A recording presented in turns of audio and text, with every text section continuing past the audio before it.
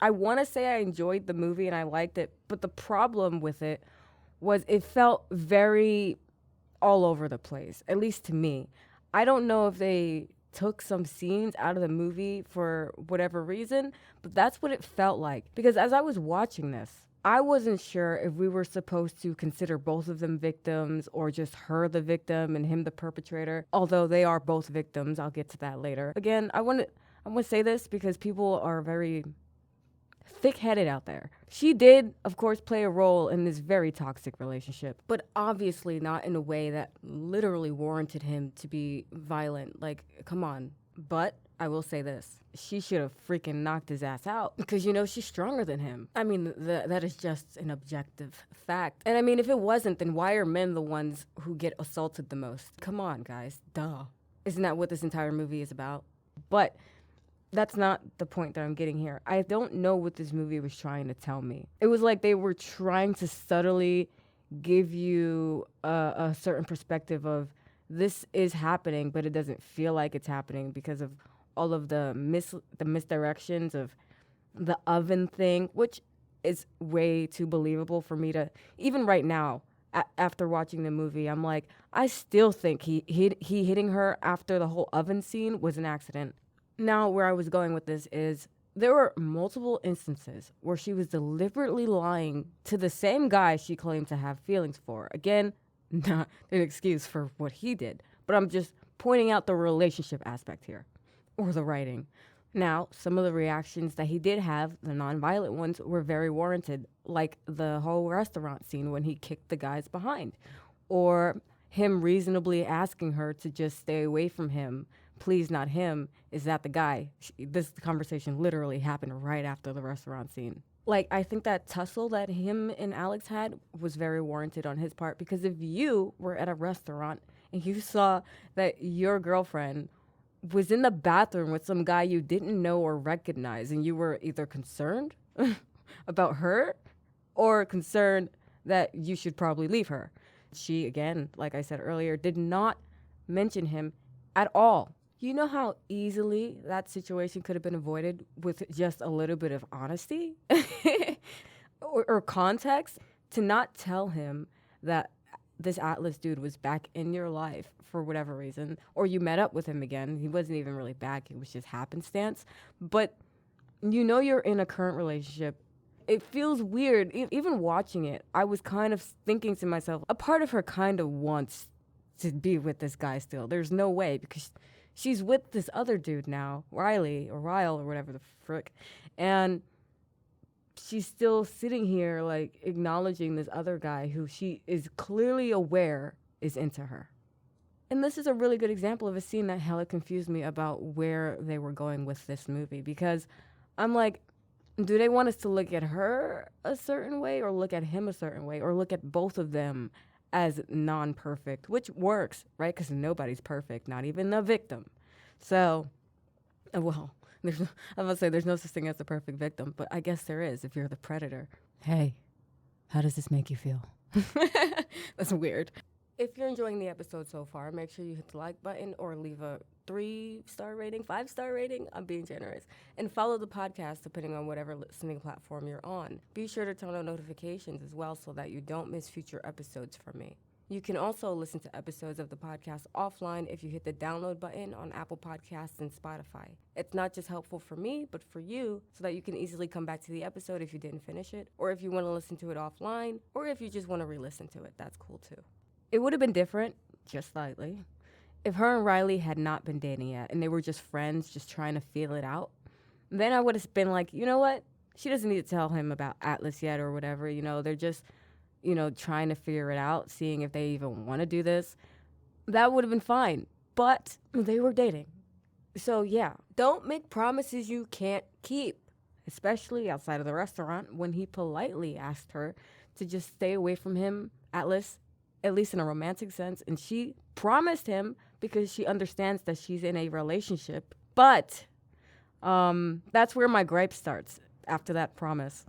You can't tell me that after she literally made a promise to her boyfriend that when this Atlas dude shows up to her shop, she keeps his number when he gives it to her. And I'm just like, All right. I don't know how I feel about this. This feels morally wrong.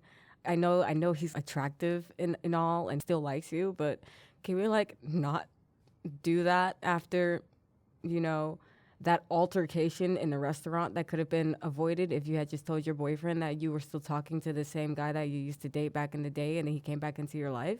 I think she was caught between, like, it was kind of like an Edward Jacob situation. That's what I got. And there was a reason other than being afraid why because she still likes the guy. The movie even sort of confirms this idea that I have because when Riley asked her if she still loved Atlas, she did not give a direct answer. I don't even think she gave any answer. Everything that I discussed in this episode involving this movie is the exact reason why I said earlier in the beginning of the episode why I wasn't sure if they knew what they were doing or if they knew how to use context properly, because a lot of things felt out of context to me in the movie, just in particular. Like, there were pieces of the movie cut out of the movie. Like, that's what I was getting. I thought they cut scenes out because there were just some things that weren't making sense to me. I feel like the movie was originally made to be seen from both of their perspectives.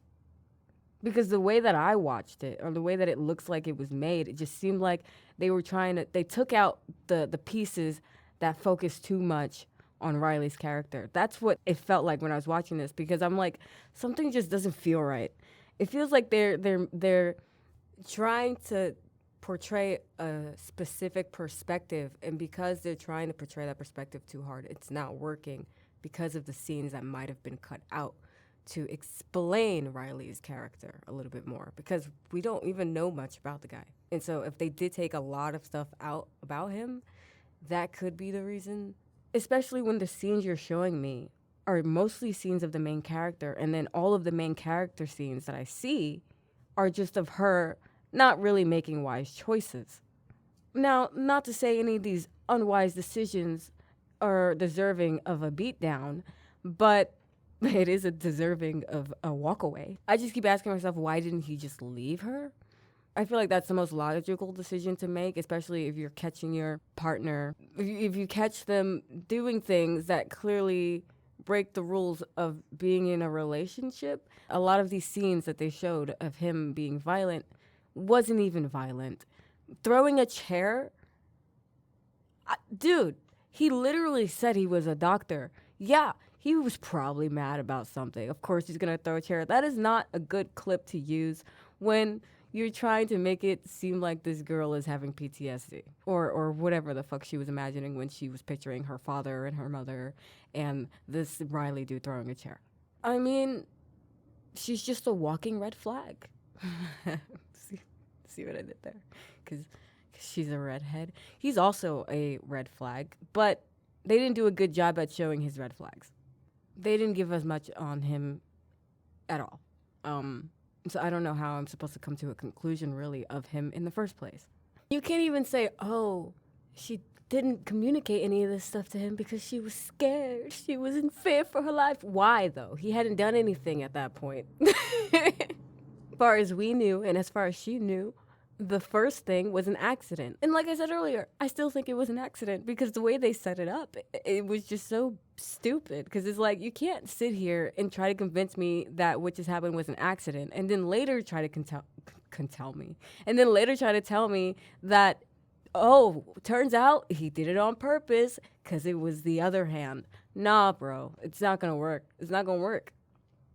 That first accident with him burning his hand on the stove was way too convincing for me because it happens to me all the time when I'm in the oven. Well, I'm not in the oven. All right. I want to move on to another part now. Is it really another part? It's still sort of related because it's Atlas, right? But the entire time this movie made me dislike him. I thought he was the bad guy the entire time. Again, it goes back to my original point that I think they effed up here because why am I disliking the guy who later turns out to be right? Like, that doesn't make any sense. When he was trying to force himself into her vicinity, like the shop and the whatever, wherever, I was like, yo, this dude is popping up everywhere. Like, I know you still like this girl, but just leave her alone. She said everything's good.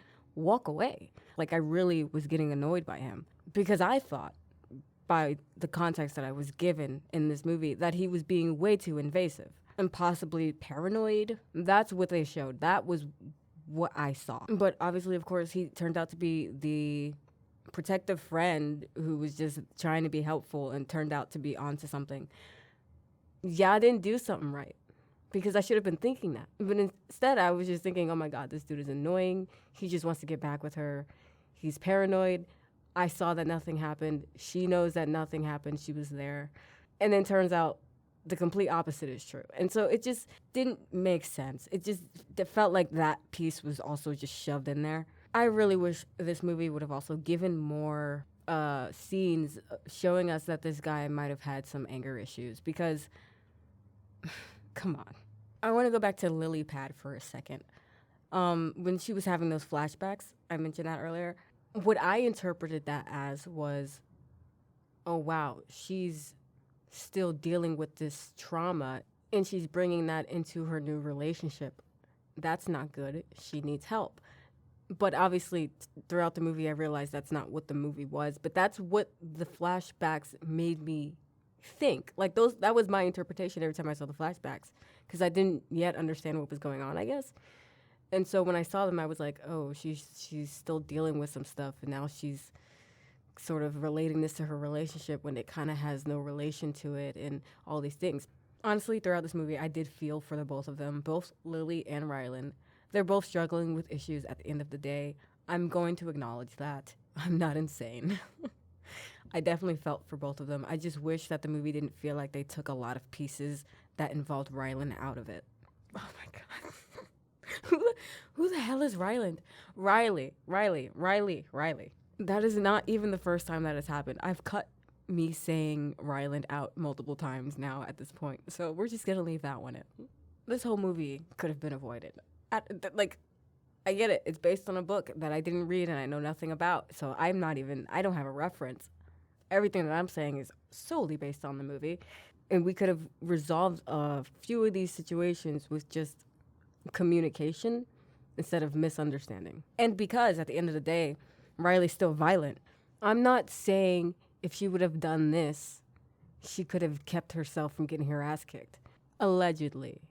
And I say that because the movie did a terrible job at framing it that way. He threw a chair. There was just something in there that wasn't cohesive for me. Although, I will say there are things she could have said and done that would have provided context. And I'm sure we can all agree that with context, our initial opinions and reactions do change. Or a reaction doesn't happen at all because we were given context. They both have childhood traumas that they're dealing with, and they really need to talk about that with someone, by the way. But I 100% think that they are enabling each other's childhood trauma. I'm not really going to dive deep into my explanation of that, but that's where I'm at right now. So my conclusion that I've taken away from this movie with little context given is that they are obviously both dealing with things and and they need to figure that out. And I mean, and even if the movie disagreed with me, they definitely wouldn't have had an ending with them sort of reconciling in a way. Obviously, they still got divorced, but she's not keeping him away from his daughter type of thing. People are obviously complex. No one's just inherently bad or good. Nobody's just one thing. That is just a fact. The thing with this film is they let the audience know that Riley is aware that his actions were so out of line. Because when she asked him the question, what would you say to your daughter, etc., that's when I was like, okay, I think things will get better from here. I guess I could say that this movie is probably trying to send a message of there's no such thing as the perfect victim. Don't worry, I'm not going to make the same joke I made earlier. Everyone is dealing with something, although just because you're dealing with something does not give you an excuse to be an a-hole. Like if I go to work tomorrow and I just so happen to have a bad day today in the kitchen and I decide to take that out on my coworkers and I be an a-hole. And I'm not talking about the typical a-hole. Like those are everywhere at every job. I'm talking about the ones that are very physical or like verbally abusive or like whatever. Those people should be fired. Yeah, I mean, she's still a victim, but she's got flaws. And he's also sort of a victim, just not of domestic violence. And he's got flaws. I don't know. I really don't know. Like I said, I never read the book. I don't even know if the book is the same or different from this. Honestly, I don't even know what a book is. The acting between both of it was really good. We got Blake Lively and this guy, Justin Baldoni. I think that's his name. Never seen him before in anything. I enjoyed his performance as well. Maybe I'll check out anything else he's been in if he has been in anything else. But I do like both of them, so I thought these two worked really well together on screen. Now, behind the scenes, we're not going to get into that, all right? Also, when I say I like an actor or a musician or whatever it is, I'm mostly just talking about the work. I am talking about their work. I like their work. It's just easier to say that I like them. I don't know these people, so there's no reason for me to like or dislike them personally. For the most part, when I'm talking about a movie or show, I don't want to dive in deep about the behind the scenes. I would make a separate episode for that if I really wanted to, because there's just a lot of that going on. We got that lady from Wicked, Cynthia, last name. We've got Rachel Zagalagler. We've got Blake Lively and this guy. I did see recently that she filed a lawsuit. That's all I saw. I didn't even click on the headline because I didn't care enough to. Back to the movie. I liked it. I liked it a lot. I can't say it was really good because I just made a rant about these tiny little details that irritated me and confused me. I'm kidding. They're not tiny details. These are pretty big, like, narrative gaps. These are gaps in the narrative, in the storytelling, in my opinion.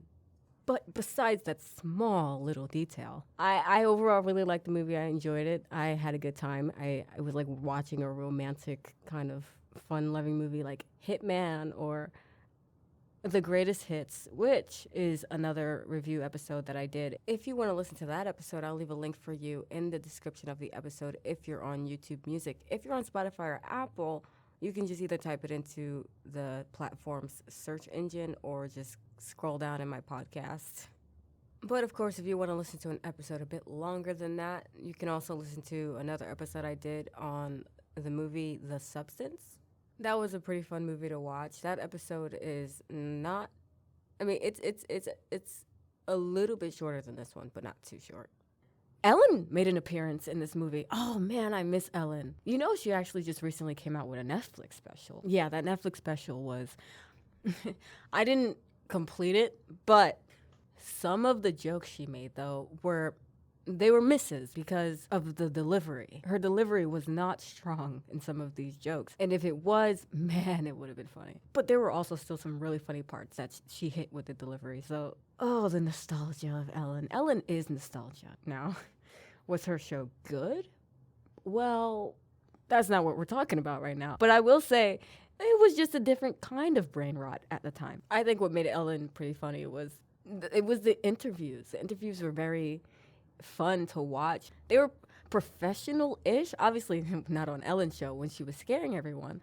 But these days, when you watch an interview about a movie or something, or a singer or whatever, it's just like stupid questions. Like, what is your favorite color? Bro, what? I want to know like how the set was built, how long the hours were. Like, dude, I want to know how you connected to the character. Like, these are things that I want to know in interviews. I want to see how the costumes came together, or how the effects or makeup was done, depending on how like extravagant the movie or show is. But of course, we're living in different times. It's the streaming era now.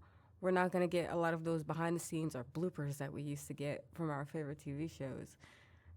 Probably if you buy the DVD version, but who wants to spend all that money on DVDs? Unless they plan on keeping this stuff forever, obviously. I haven't watched a single interview in years because they all just seem like they're just fluff and so surface level. If you just go back to Kristen Stewart's interview when she was in Snow White and the Huntsman, the way she talked about the character that she was portraying, I don't really see a lot of actors speaking like that as much in interviews when it comes to whatever it is that they're in. Maybe I'm wrong. Actually, no. What's her name? Jenna Ortega. She seems like she's very picky, not picky, I don't want to use that word. She's very selective. Now, just because you're selective doesn't mean the movie will still be a good or a bad movie or whatever it is. But she does seem very selective with projects she chooses to work on, maybe because she chooses to work on ones that she genuinely likes the script for. I don't know. Sort of like Emily Blunt, if anybody's heard what she's had to say lately about strong female roles. She must have seen She-Hulk or any other Hollywood movie that follows the same train wreck structure. Well, those are my thoughts on It Ends With a Lawsuit.